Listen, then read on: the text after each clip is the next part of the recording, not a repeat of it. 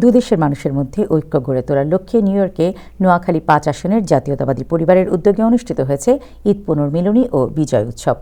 ২১ March সন্ধ্যায় ওজন পার্কের লিবার্টি অ্যাভিনিউ বৈঠকখানা পার্টি হলে এই অনুষ্ঠানের আয়োজন করা হয়। বৃহত্তর নোয়াখালী জাতীয়তাবাদী ফোরাম, যুক্তরাষ্ট্রের সভাপতি ও বিশিষ্ট ব্যবসায়ী নাইম টুটুলের সভাপতিত্বে অনুষ্ঠিত সভায় বাংলাদেশ থেকে ভার্চুয়ালি বক্তব্য দেন নোয়াখালী ৫ আসনের সাংসদ মোহাম্মদ ফখরুল ইসলাম এবং নোয়াখালী ২ আসনের সাংসদ জয়নুল আবেদিন ফারুক। এছাড়া বিএনপির নেতৃবৃন্দের মধ্যে বক্তব্য রাখেন জসিমউদ্দিন ভূঁইয়া ও জাহাঙ্গীর সরওয়ার্দী। অনুষ্ঠানটি সঞ্চালনা করেন আল হারুন চেয়ারম্যান প্রফেসর সৈয়দ আজাদ এবং তামান্না মৌ। বিপুল সংখ্যক প্রবাসী অতিথির উপস্থিতিতে উৎসবমুখর পরিবেশে অনুষ্ঠানটি সম্পন্ন হয়।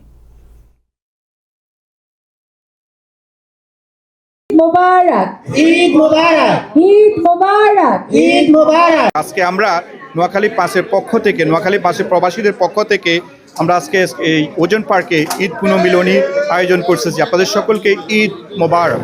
নোয়াখালী ৫-এর সকল নেতৃবৃন্দকে ঈদের শুভেচ্ছা জানাই। আগামী দিনে তারেক রহমানের যে স্লোগান সবার আগে বাংলাদেশ, সেই বাংলাদেশ বিনির্মাণে আমরা প্রবাসীরা সব সময় কাজ করব।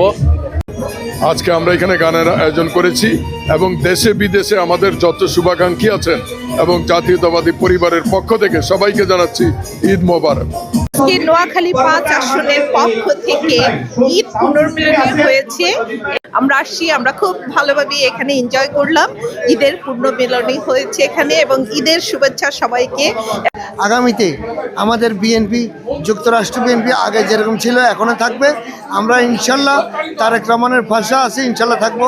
ঈদ মোবারক। অত্যন্ত আনন্দঘন পরিবেশে আজকের এই ঈদ পুনর্মিলনী আমরা সকল অঙ্গ সংগঠনের লোকজন এবং কমিউনিটি নেতৃবৃন্দ এখানে উপস্থিত হয়েছে।